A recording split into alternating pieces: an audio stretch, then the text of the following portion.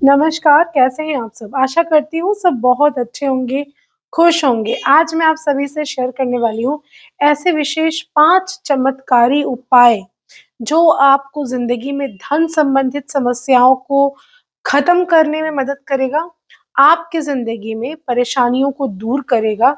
मकर संक्रांति युक्त एकादशी जो कि पूरे के पूरे 20 वर्ष बाद आई है, इस दिन पर किए जाने वाला कुछ ऐसे विशेष काम जो एकादशी की भी आपको कुछ रिचुअल्स फॉलो करने हैं और साथ में संक्रांति तो करना ही करना है।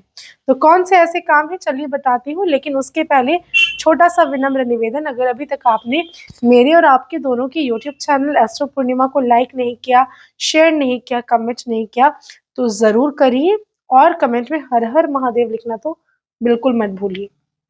सबसे पहले बात करेंगे, ये जो एकादशी है वो बुधवार के दिन पड़ी है और बुधवार को जो तारीख है वो है 14 तारीख और 14 को है संक्रांति। कुछ लोग इसे 15 तारीख को भी मना रहे हैं, कुछ लोग 14 तारीख को भी मना रहे हैं। कुछ कन्फ्यूजन्स ऐसे हैं कि इस दिन हम द्वादशी युक्त जो पड़ी है, इस दिन क्या हम खिचड़ी बना सकते हैं, चावल को छू सकते हैं, कर सकते हैं? तो मेरी तरफ से मैं अपनी बात करूँ, तो मैं ये सलाह दूँगी कि चावल को नहीं खाना है, ना ही खिचड़ी आपको चावल से बनानी है। आपको जो भी करना है ड्राई फ्रूट्स की खिचड़ी बनाइए। जो आप खिलाना भी चाहते हैं ना, तो साबूदाने की खिचड़ी बनाकर आप लोगों में वितरण करें, हमें करना ही क्यों है ऐसे काम।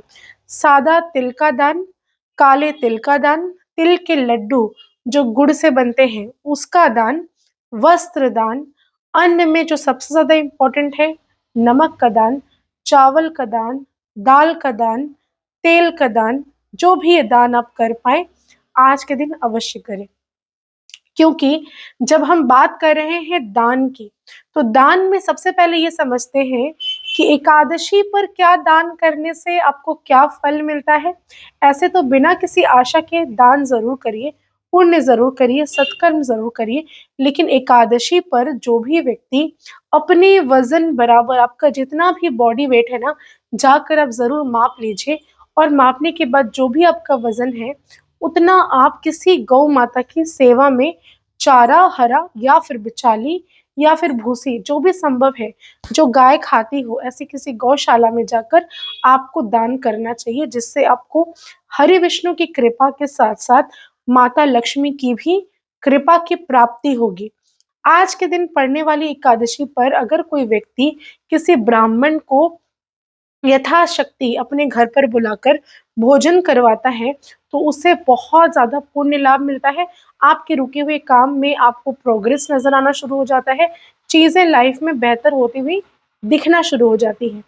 अगर आज एकादशी के दिन कोई भी अपने घर पर सत्यनारायण भगवान की कथा सुनता है एवं जितने भी सफ़ेद रंग का तिल है, वो विष्णु जी के नाम से दान करता है और उसे लोगों में बाँटता है, तिल के लड्डू आप खुद से बना लीजिए, जिसमें आप गुड़ का प्रयोग करेंगे, तो उसके घर में बहुत कोटि-कोटि जितने भी पितृ उनके हैं, वो सारे खुश हो जाते हैं और इसके साथ कोई अगर किसी दूसरे योनि में कोई है, तो वो भी अपना योनि परिवर्तन उनको भी मोक्ष मिलती है, वैकुंठ की प्राप्ति होती है, ऐसा उल्लेख है हमारे शास्त्रों में। अब बात करेंगे धन की देवी माता लक्ष्मी। जब भी हम हरि विष्णु की पूजा करते हैं, तो महादेवी लक्ष्मी को भी आपको आगमन करना होता है अपने घर पर और एक चीज़ आपको ज़रूर ध्यान रखनी है कि विराजमान जो आप घर पर करते हैं किसी ठाकुर जी को, वो लड्डू कृष्ण के रूप में हो, गोपाल के रूप में हो, हरि विष्णु के रूप में हो, किसी भी रूप में क्यों ना हो, लेकिन है तो सिर्फ़ पालनकर्ता ही हमारे पूरे जितने भी ब्रह्मांड है, अनन्य कोटि-कोटि ब्रह्मांड, उनके अंदर समाये हुए हैं, उन्हीं से शुरू, उन्हीं पे खत्म है। तो ये बात आप समझ लीजिए कि जब विष्णु जी को आप बुलाएँगे, माता लक्ष्मी स्वयं चली आएँगी। उनके लिए आपको एक स्पेशल तैयारी करनी है, संभव हो तो 8 कमल के फूल, अगर कमल का फूल नहीं है, तो रोज़ेज़ का प्रयोग करें, रेड रोज़ेज़ ले लें। 8 यानी कि अष्टलक्ष्मी को आप अपने घर पर निमंत्रण दे रहे हैं, बुला रहे हैं, मैनिफेस्ट करिए कि हर प्रकार से धन लक्ष्मी, धान्य लक्ष्मी, वीर लक्ष्मी, हर प्रकार की लक्ष्मी, गज लक्ष्मी आपके घर पर आ रही है और स्थायी रूप से विराजमान है।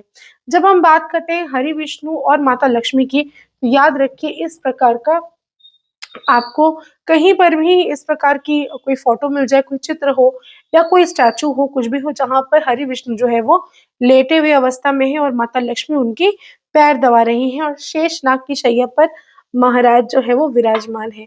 ऐसी तस्वीर की पूजा अगर आप करना शुरू कर देते हैं, ऐसी मूर्ति या स्टैच्यू की पूजा करनी शुरू कर देते हैं, तो स्थायी रूप से हरि विष्णु के साथ-साथ माता लक्ष्मी की कृपा आपके घर पर ज़रूर होती है। मुख्यतः आज आपको 3-4 चीज़ें और भी करनी हैं। सूर्य को जल देना जो कि सवेरे उठ जाइए। लाल रंग के वस्त्र आप ज़रूर धारण करिए। अपनी कुल देवी या देवता का पूजन, उनका अनुसरण, उनके लिए जो भी भोग आप बना रहे हैं, तिल हो, गज्जक हो, लड्डू हो, सारी चीज़ें आज के दिन आपको भेंट स्वरूप ज़रूर चढ़ाना चाहिए। उनको खाने के लिए कोई भी किसी प्रकार का खाना जो भोजन आपके घर पर बनता है, वो आप दान करिए।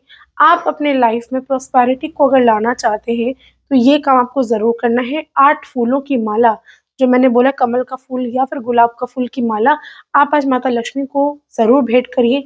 रोज़ का इत्र आपको ज़रूर प्रयोग करना है। हरि विष्णु को अर्पण करें, माता लक्ष्मी को अर्पण करें। 1 दीपक जलाना है, 1 नहीं 5 दीपक जलाने हैं। घी का प्रयोग करना है, रुई की बाती होनी चाहिए और उसमें आप थोड़ा-सा गुलाब का इत्र डालेंगे 5 जगहों पर। सबसे पहले आप अपने घर के पूजा स्थान पर, दूसरा अपनी कुल देवी का स्मरण करके घर के ईशान कोण में, उसके बाद आप अपने घर के डस्टबिन के यहाँ पर एक दिया आपको लगाना है, चौथा अपने घर के चौखट में आपको दिया लगाना है और 5वां but not the least Tulsi ji के सामने आपको वो दिया प्रज्वलित करना है। मात्र इस काम को करके देखें। 14 जनवरी मकर संक्रांति एकादशी का महापर्व एक साथ मनाएँ, खुशियों के साथ मनाएँ। आशा करती हूँ मेरे वीडियोज़ पसंद आ रहे होंगे। लाइक, शेयर, कमेंट, सब्सक्राइब करना बिल्कुल ना भूलें। धन्यवाद।